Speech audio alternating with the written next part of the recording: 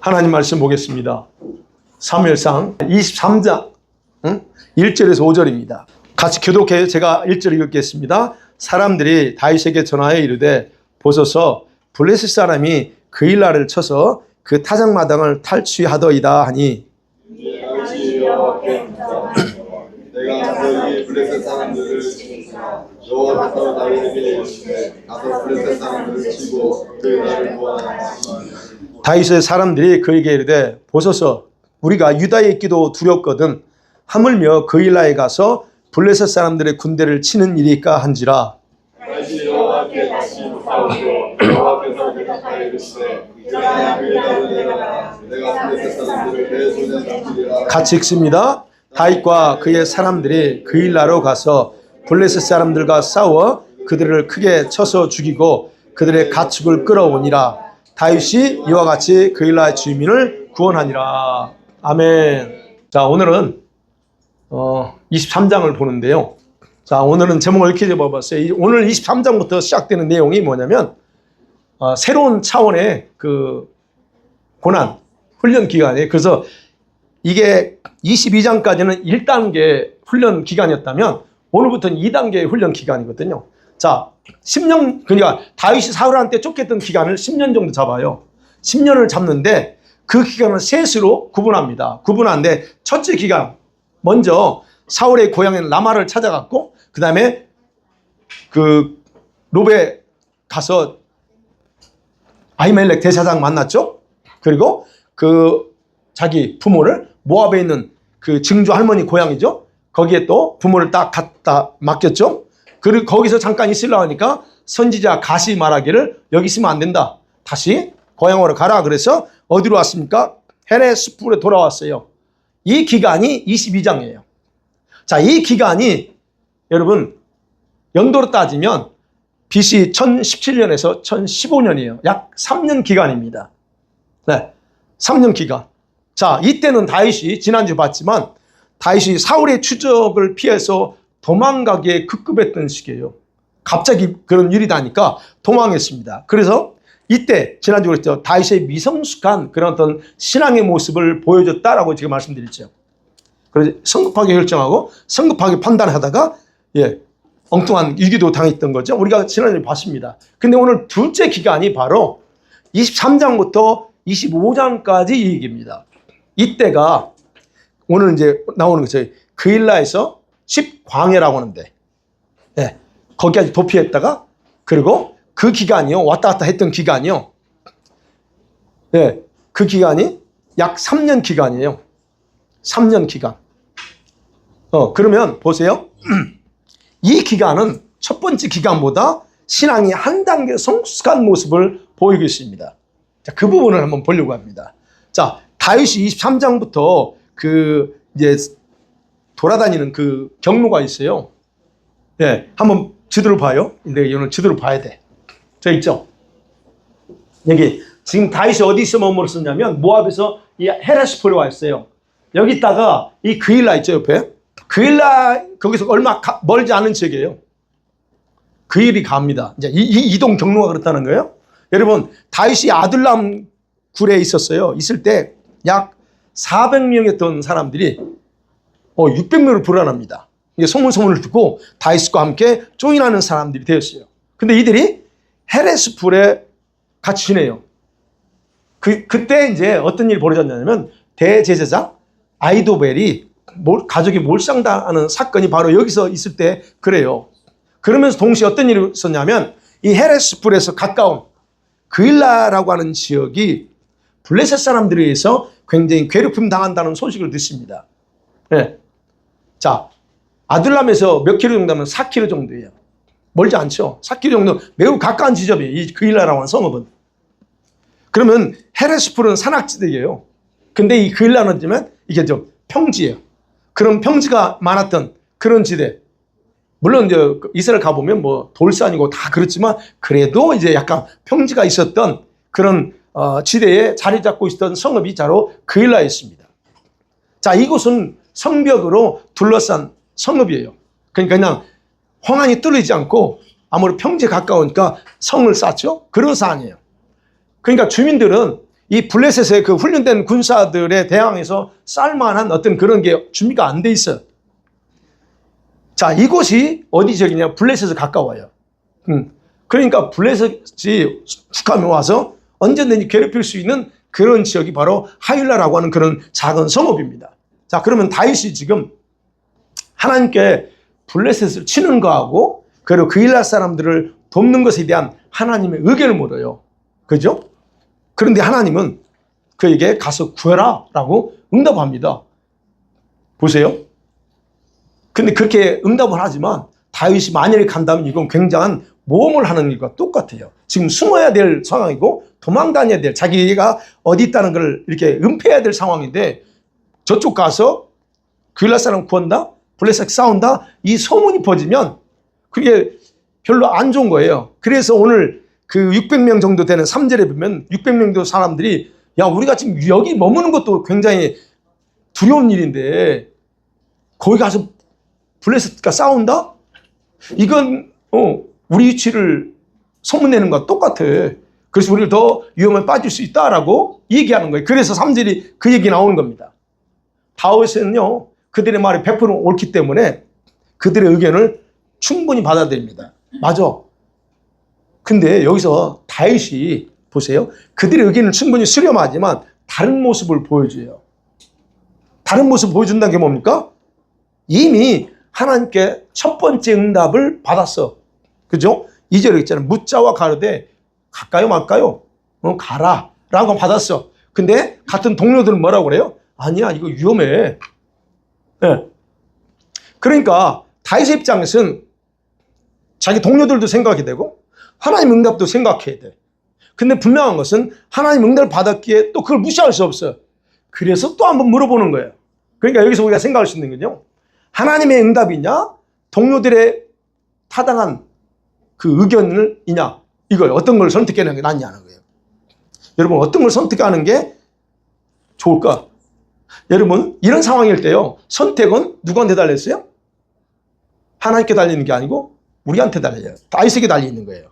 이런 상황이 여러분과 저에게 있을 수 있잖아요. 이런 상황일 때는 하나님은 여러분과 저의 선택을 그대로 존중합니다. 어떤 선택을 하든. 그러니까 어떤 걸 선택하느냐는 다윗의 권한이지만 그거를 가지고 다시 한번 그 문제를 가지고 하나님께 갑니다. 하나님, 어떻게 할까요? 그런데 이번에는 하나님의 응답이 더 구체적으로 와버립니다. 그게 4절이에요. 다윗이 여호와께 다시 묻자오되 대답하여 그러자 이르되 일어나 그일라로 가라 합니다. 네, 여기서 그냥 일어나 그일라로 내려가라 그렇게 나오지만 여기 보세요. 여기서는 명령 구체적이죠. 일어나, 여기 있어요. 머뭇거리지 말라는 게 이게 말이. 히브리 말에 일어나 그냥 스탠드업 이게 아니고 머뭇거리지 마. 좀 그럴 시간 없어. 머뭇거리지 말고 그일라로 내려가서 블레셋 사람 쳐. 내가 그들을 네 손에 넘길 거야 라는 거예요. 네. 자, 이렇게 명령을 다시 받아요. 하나님으로부터. 그러니까 다윗의 동료들은 어떻게 합니까? 이제 이게 하나님 명령이 또 떨어졌어. 그러니까 결국 그때 이제 물론 이제 다윗이 설득했겠죠. 같은 동료, 그러니까 자기 혼자 싸우는 거 아니잖아요. 그러니까 설득했을 거예요. 그래서 이 동료들은 자기들의 생각을 처리하고 내려가서 바로 블레셋 사람을 쳐서 그일라를 주민들을 구원합니다. 자, 그런데 이렇게 다윗의 일행이 그일라를 구원했어요. 그런 후에 그런 상황일 때 아히멜렉의 대제사장이죠. 아히멜렉의 아들 중에 한 명인 아비아달 제사장이죠. 제사장이 도액이 자기 형제들을 다 죽일 때 마침 이 아비아들은 에봇을 가지고 도망 나옵니다. 그리고 그일라에 합류해요. 그래서 6절이 나오는 거예요.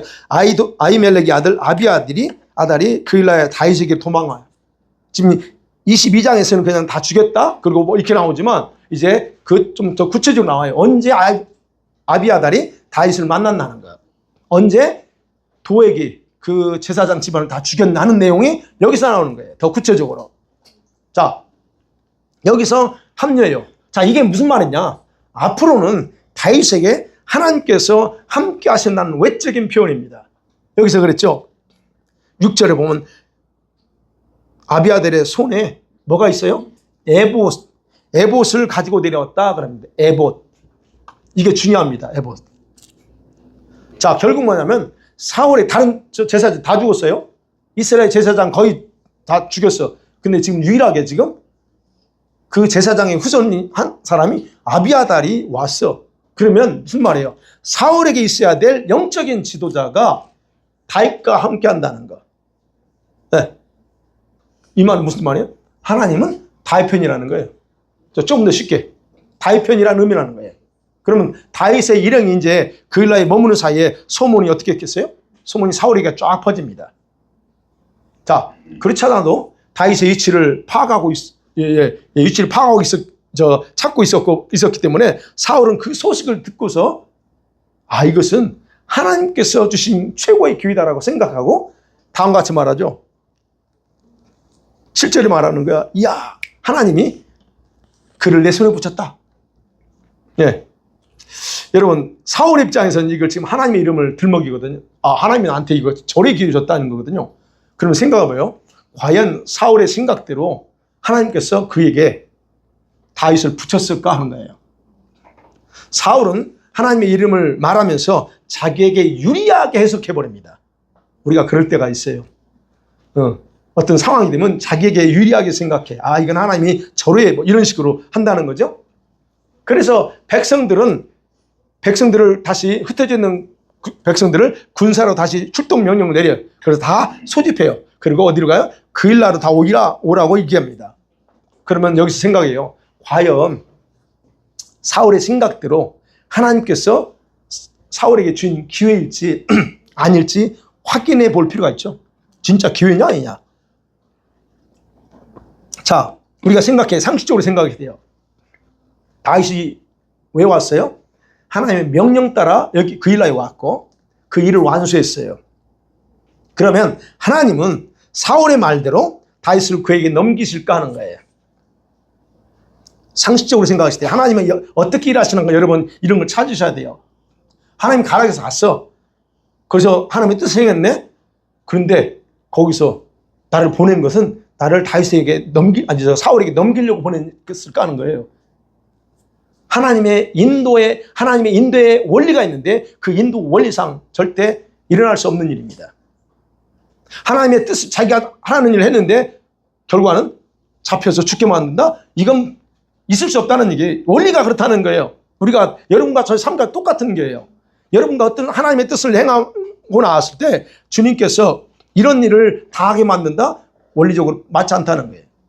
그러면 오늘 봐죠. 내용을 보니까 그래요. 사울이 온다는 소식을 누가 들어요? 다윗이 들어. 만약에 다윗을 사울의 손에 넘기려면 그 소문 못 들어야지. 그래 모르게 와서 잡죠. 네. 그러면 다윗의 입장에서 궁금한 게 뭘까요? 지금 사울이 온다는 소식 들었어. 주님의 뜻을 위해서 그 일에 와 있어. 그럼 다윗의 입장에 궁금한 게 뭐예요? 이 상황에서. 여러분 사울의 포악함을 알잖아요. 다윗이 알고 있어요. 그렇기 때문에 자신이 이 성읍 그일라에 머물러 있으며 이 성읍도 온전하지 못하다는 걸 알아. 그렇죠? 그리고 이 성읍 사람들도 그 사실을 알고 있어요. 다윗이 여기 머물러 있으면 반드시 사울이 어떤 일을 할 거다 하는 거 알아. 그렇기 때문에 그일라 성읍 사람들도 둘 중에 하나를 선택해야 돼요. 둘 중에 하나가 뭐예요? 다윗과 함께 싸울 거니까 아니면 사울의 요구대로 행할 거냐는 거예요. 어떤 게 편할까요? 그래서 하나님은 다윗은 이걸 벌써 파악하고 있어요. 그래서 하나님께 다시 물어봐요. 뭐라고 물어보니까 여기 이제 보면 그래요. 11절 1에 보면 그래 물어봐. 주님 사울이 이곳에 옵니까? 뭐라고 그래요? 온다. 오는 거 사실이야. 그러면 주님 이 그일라 성읍 사람들이 사울의 요구대로 나를 넘겨줄까요? 물어보잖아요 지금. 그러니까 그럴 것이다. 자 보세요. 하나님은 그일라 사람들이 살기 위해서 그게 악의가 아니고 자기들도 살아야 되니까 살기 위해서 다윗의 요구를 따를 것을 아셨기 때문에 사울이 도착하기 전에 떠나게 하는 거예요. 그러면 우리가 그일라 사람들이 배은망덕한 거 아니에요? 실컷 도와줬더니 자기를 배반해서 하려고 한다. 우리가 그렇게 생각할 수 있어요. 그런데 그게 아니에요. 네. 사울의 목적은 뭡니까? 그일라 사람을 죽이는 게 아니에요. 다윗만 잡으면 돼. 예, 다윗만 잡. 그러면 다윗만 없어지면 문제는 없어지는 거예요. 그 그일라 성읍에서. 그러니까 여러분 다윗이 자기들을 구원해 줬을지라도 그와 함께 할 수 없다는 거예요. 그러니까 문제의 원인이 사라지면 돼. 그럼 그일라 사람들 굳이 뭐 시험 들고 할 것도 없어. 자, 우리가 또 여기서 하나 생각해. 지금 하나님이 다윗을 뭐 하고 있어요? 훈련시키고 있어요. 예, 훈련시키고 있는 중이야. 그렇다면 하나님 입장에서는 다윗을 훈련시키는데 어느 성읍, 어느 사람도 피를 보게 하는 거 원하지 않아요. 그거 아시죠? 그게 원리예요. 나를 훈련하는데 내가 아까 지난주에 봤던 것처럼 사실 성급하게 판단해서 가드에 가가지고 죽을 뻔한 이기는 하나님 만든 게 아니에요. 본인 스스로 이렇게 만든 거예요. 이렇게 하지 않는 이상은 하나님은 피를 보거나 누구에게 손해보게 하는 것을 원하지 않는다는 얘기예요. 가능하면 그걸 원하지 않아요. 그러니까 하나님의 응답에 따라서 어떻게 합니까? 이제 다윗과 600명 어디를 떠나지? 그 일날 떠나죠. 떠나서 어디로 가요? 광야 요새로 가는 거예요. 여기 저 10광야 이제 봅니다. 저쪽으로. 네. 자, 그러니까 이게 다윗이 떠났다니까 사울이 그 일날 오려다가 어떻게 합니까? 취소해요. 취소할 수밖에 없죠. 와봐서 헛덩치는데. 네. 자, 다윗은 사울이 자기를 찾아서 죽이려는 행동을 멈추고 돌아갔다는 것을 알고 광야 요새 가. 잠깐 있어요. 거기 다시 원래 있던 데로 갔다가 다시 10광야 저 산골로 내려가는 거예요. 남쪽으로 더 이동하는 겁니다. 자, 악한 사울은 계속해서 다윗의 위치를 추적하잖아요. 그런 상황에 막 혈안이 돼 있잖아요. 그럼 매일 정보를 수집해. 그러지 않겠어요? 근데 자신의 뜻을 이루지 못합니다. 자, 설령 어느 지역에 있다는 정보를 수집할지라도 하나님은 그때 다윗을 다른 지역으로 이동시켜. 마치 숨바꼭질하는 것 같아. 그래서 14절에 이렇게 기록하고 있는 거예요. 다윗이 광야의 요새에 있었고 10광야 산골에 머물러 있었으므로 사울이 매일 잣대 그래요. 이는 다윗이 어디 숨어 있나 매일 설칭합니다. 근데 뭐 찾지 못하는 이유는 뭐냐? 하나님이 그를 그의 손에 넘기지 않았기 때문이다 라고 하는 거예요. 하나님이 철저하게 그를 보호하기 때문에 매일매일 아무리 찾아서 위치를 발견해도 불가능하다 하는 거예요. 그러니까 매일 숨바꼭질하는 거죠. 헛땅치고. 그게 여러분 하나님의 특별한 보호를 받는 사람들의 특권이고 축복입니다. 그러니까 지난주에 그랬죠. 저와 여러분은 하나님 눈에 찍혀있다. 하나님의 눈에 이게 실드가 돼 있어요. 어딜 가든 여러분들은 그분 여러분을 내버려 둘 수가 없어요. 그래서 다음에 오는 재앙 때 여러분은 100% 하나님이 나를 보호하신다는 그런 확실한 믿음을 가지셔야 돼요. 네. 그래서 다윗이 이제 10광야 했죠. 10 어디냐면 여기 보면 하길라 사는 수풀에 들어가요. 거기서 또 이제 600명 집단 생활합니다.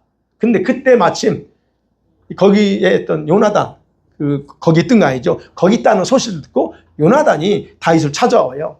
요나단은 다윗에게 와서 17절 말씀을 얘기합니다. 다윗에게 절대 두려워하지 마라. 너 절대 두려워하지 마. 우리 아버지는 절대로 너 죽이지 못한다. 나도 알고 우리 아버지도 알아. 너가 왕이 될 거라는 거 알아. 네, 이 얘기하는 거예요. 그러면서 다윗을 격려하고 용기를 주고 나서 돌아가요. 그렇게 짧게 나와야 이게 16, 17절, 18절 쭉 나옵니다. 얼마나 지났을까? 다윗의 일행이 거기에 지내는 동안 10사람, 여기 살고 있는 10사람들이에요. 이 사람들이 가서 기브아에 사울한테 고자질합니다. 600명이 어울려 사니까 아무래도 그랬겠죠. 그러니까 사울한테 고발해요. 어떤 정보? 다윗이 여기 있습니다 라고 얘기하는 거예요. 자, 이렇게 정보를 입수한 사울은 다윗이 수시로 장소를 바꿔버리니까 계속 실패했잖아요. 그러니까 이제 뒤에 보면 안 읽었지만 나옵니다. 장소를 수시로 바꾸니까 허탕질 하잖아요. 계속. 그러니까 이제는 허탕질 안 하려고 사람에게 먼저 스파이를 보내요. 그래서 상세한 정보를 다 파악하고 그리고 나서 거기에 따라서 내가 출격하겠다라고 신중하게 행동합니다. 네. 나름대로 신중한 거죠. 지금 굉장히 이번엔 아니야 이제 그래 허탕질. 그래서 스파이들이 먼저 10광야로 가요. 그게 이제 24절이에요. 그들이 일어나 사울보다 먼저 10으로 갔다 그래요.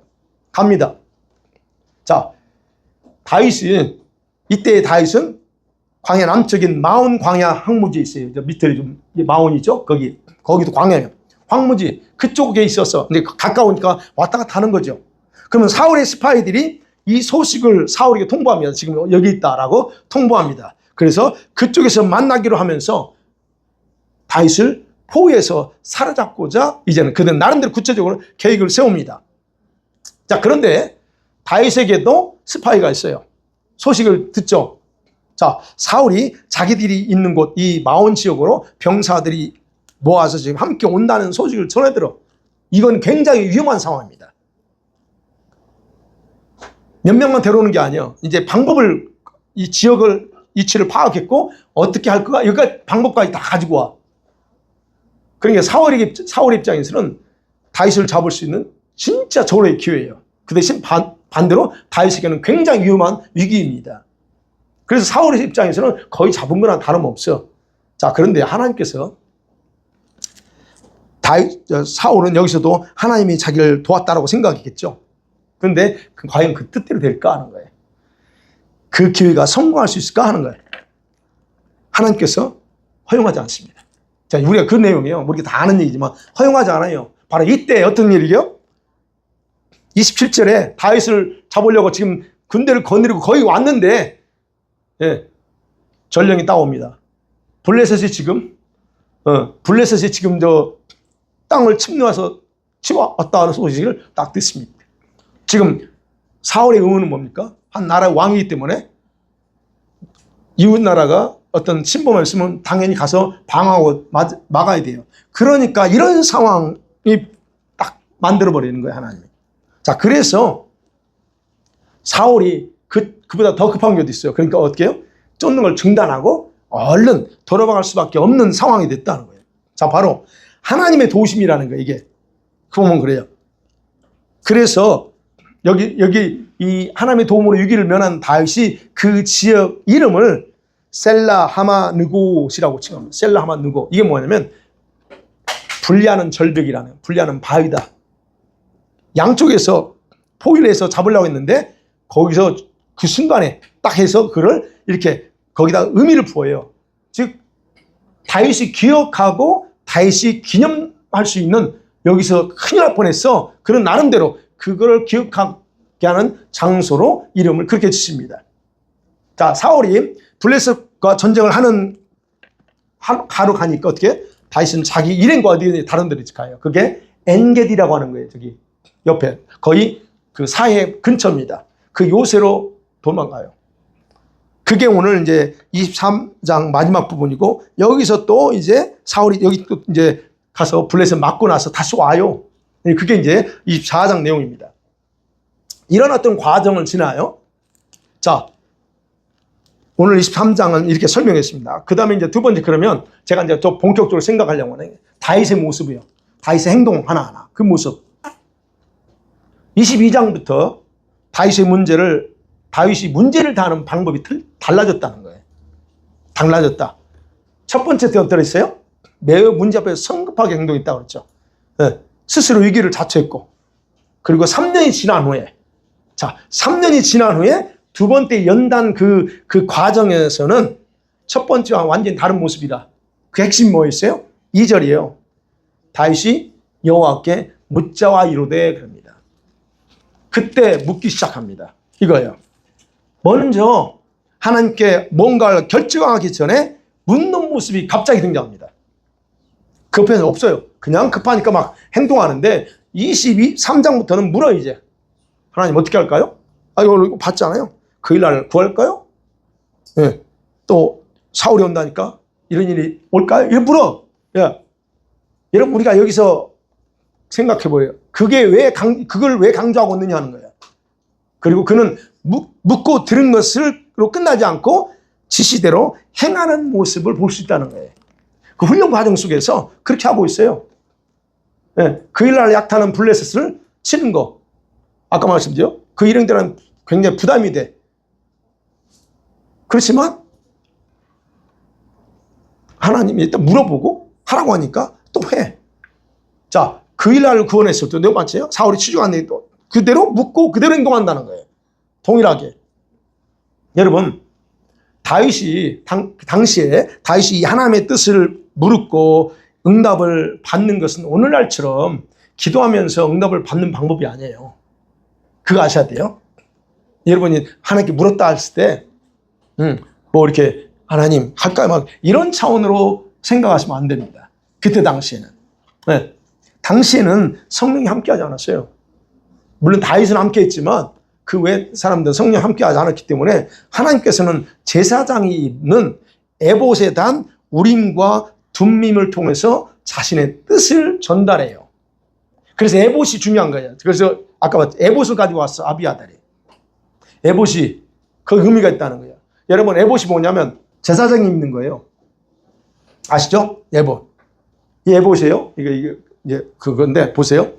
그 에봇이 출애굽기 28장 30절에 그렇게 나왔어요. 너는 우림과 둠밈을 판결 흉패 안에 넣으라 그래. 이게 지금 저게 판결 흉패예요. 이 에봇 입고 나서 그 가슴에다 12보석을 달아요. 근데 12보석이 누구냐? 각 지파 이름이야. 그걸 다 여기다 이제 담죠. 여기다. 자, 바로 우림과 둠밈을 판결 흉패 저 안에 넣어. 그래서 아론이 여호와 앞에 들어갈 때나 성소에 나갈 때나 항상 저거를 읽고 그 속에 우림과 둠밈을 넣어. 그러면서 말합니다.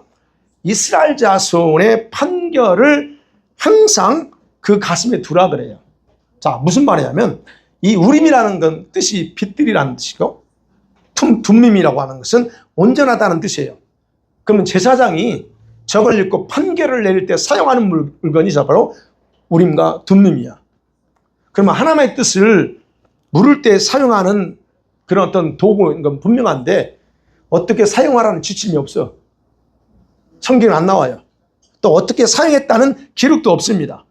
단지 성경에는 구체적인 사용 방법은 기록은 없지만 중요한 것은 당시에 제사장들은 그 사용하는 방법을 명확하게 알고 있었다는 거예요. 정확하게 알고 있었어요. 뿐만 아니라 우림과 둠밈의 모양이요. 아까 봐요. 우림과 둠밈 그거 보여줘봐요. 검정 그 돌. 이게 하얀 게 우림이고 검정 게 둠밈이에요.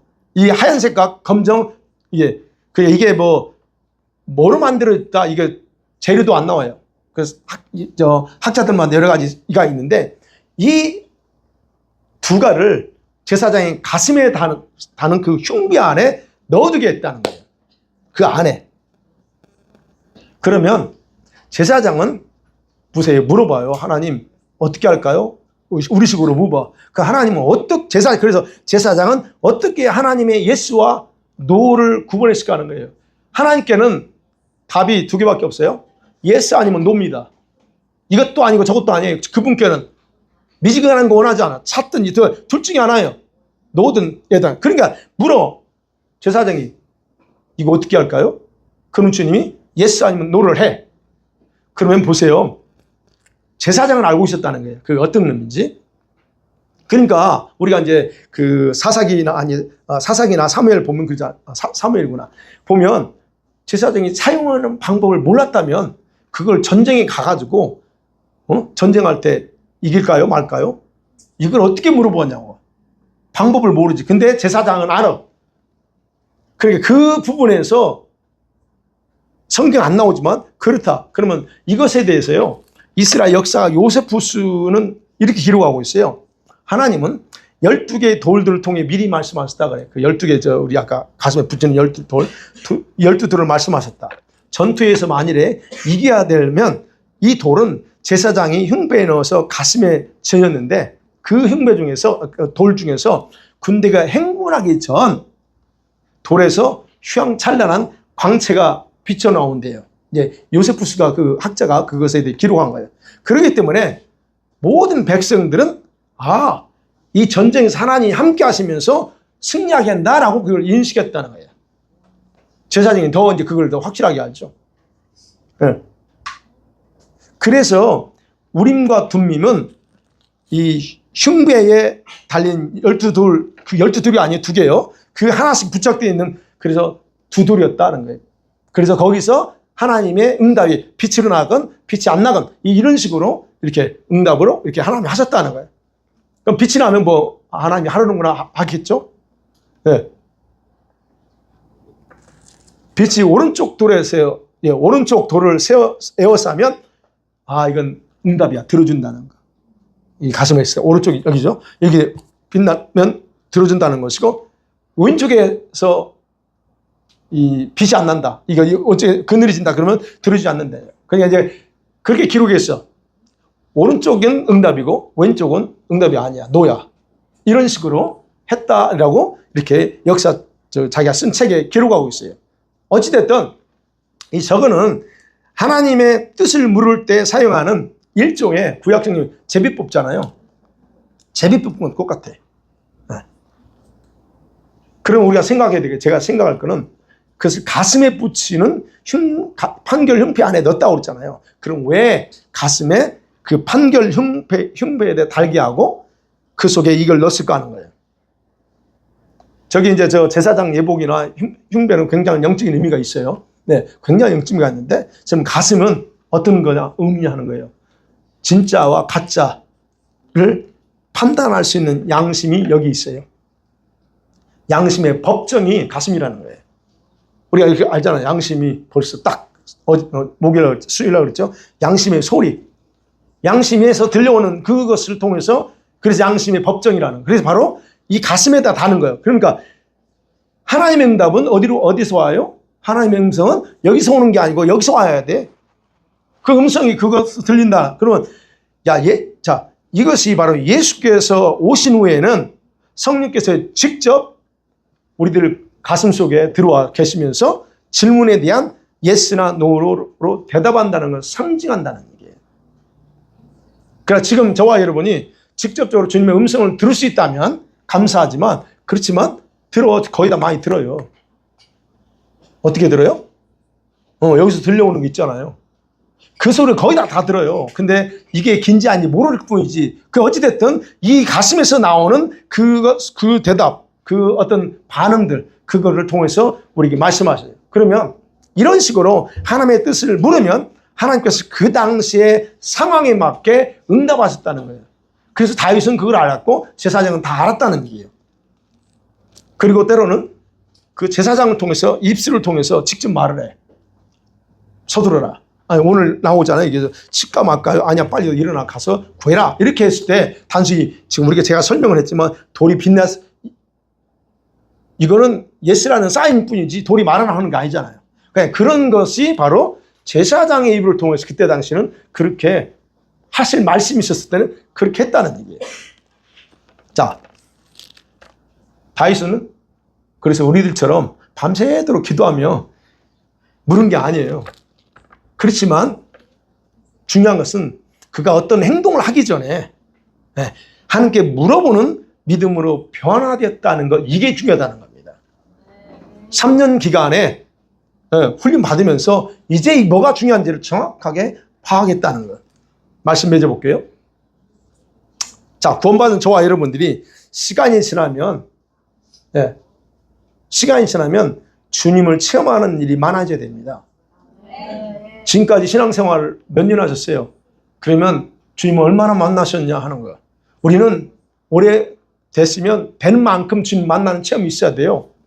그러면서 동시에 반드시 우리의 신앙도 성장해야 됩니다. 그리고 주님과의 관계에서 마음의 자세뿐만 아니라 주님과의 친분 관계도 깊어져야 돼요. 이게 왜 중요해요? 이게 없기 때문에 그냥 교만 왔다 갔다 하는 거예요. 주님이 지금도 오늘 공부 때 그렇지. 교수가 하나님 음성, 은사적인 방언이나 이게 더 이상 없다. 예언도 마찬가지고. 그 하나님 죽었다는 얘기야, 그 사람. 그 말 속에는 완밀하게 하나님 죽은 분이야. 왜? 죽었기 때문에 말 안 하지. 하나님 죽으신 분이 아니에요. 살아계세요. 살아계시기 때문에 말씀하시고 살아계시기 때문에 우리를 만나죠. 그 만남 체험이 2년 전에 한 번 만나고 지난 2년 동안 한 번도 안 만났다? 여러분, 그러면 문제가 큰 거예요. 그분과 한 번도 연락 안 했어. 그러면 그럼 어떻게 되는 거예요? 2년 동안 섭섭하지. 그러다가 갑자기 문제 생겨 전화해가지고 뭐 잘 있었어요? 그런 관계가 아니라는 거예요. 그래서 여러분과 제가 이게 필요하다는 게 주님을 매년 또는 매년 아니지 매일 매일 만나야 되고 그리고 그러면서 우리 신앙 만남 속에 체험 성장해야 되고 그 다음에 주님과의 관계도 계속 더 친해져야 된다는 거예요. 너무 자주 만나 우리가. 성경 공부하면서 자주 만나는 게 너무 가까워. 집을 안 가려고 그래. 너무 안 가려고. 왜? 이게 자주 만나면 그런 게 있잖아요. 그거 있잖아. 그거. 그 의미예요. 주님과의 그런 만남이 많아지면 많아질수록 그분과 더 친분이 깊어져. 그런 게 있어야 된다는 거예요. 네. 다윗이 도망 초기에는 안 그랬죠? 선거밖에 판단했어요. 실수했어요. 근데 그 경험 속에서 연단받고 깨달으면서 자신의 성숙한 모습을 보여주고 있는 거예요. 네. 여러분과 제가 믿음과 성품과 주님과의 친분 관계가 진전이 없이 항상 그대로다? 그럼 여러분 자신을 돌아봐야 돼요. 달라져야 돼요, 그건. 그게 자랑거리 아니에요. 더 이상 자랑거리라고 생각하면 돼요. 그냥 부끄러운 거예요. 그렇게 오래 저기 하면서 안 했다. 그래서 그러면 그 중에서 가장 중요한 핵심이 뭘까? 오늘 그거예요. 무언가를 하려고 할 때 또는 어떤 문제에 직면했을 때 우리 자신의 머리와 경험을 의지하기 전에 먼저 주님께 이렇게 물어보는 것이 가장 핵심이라는 거예요. 너무 잘하는 일이죠. 그냥 믿음의 성숙함은 그거예요. 이런 생활 속에서 이루어지지 그냥 그냥 자기가 하고 싶은 대로 다 하고 해놓고 주일날 예배 드린다고 해서 그게 성숙함이 되는 게 아니라는 거라서. 네. 그리고 주님과 더욱 친밀하게 되는 것, 이게 성숙함이에요. 우리 주님의 신부들, 여러분 주의 신부들입니다. 어디 보자. 예복 안 입은 사람 없어. 네. 다 입었어. 그럼 우리는 일단 신부예요. 그러면 신부라고 하면 신랑이신 주님과 이런 관계까지 가야 된다는 얘기예요. 아무리 저와 여러분이 신부 예복을 입었어도 그것이 믿음을 보장해 주는 게 아닙니다. 그것이 여러분 미래를 보장해 주는 게 아니에요. 이게 시작일 뿐이야. 그래서 믿음의 성숙함은요, 신랑이신 우리 주님과의 친밀함 속에서 가능하다는 걸 기억하셔야 돼요. 그래서 이제 어떻게 더욱더 예수님께 묻고 행동하는 저와 여러분도 훈련되기를 간절히 소원합니다. 아멘. 기도합니다.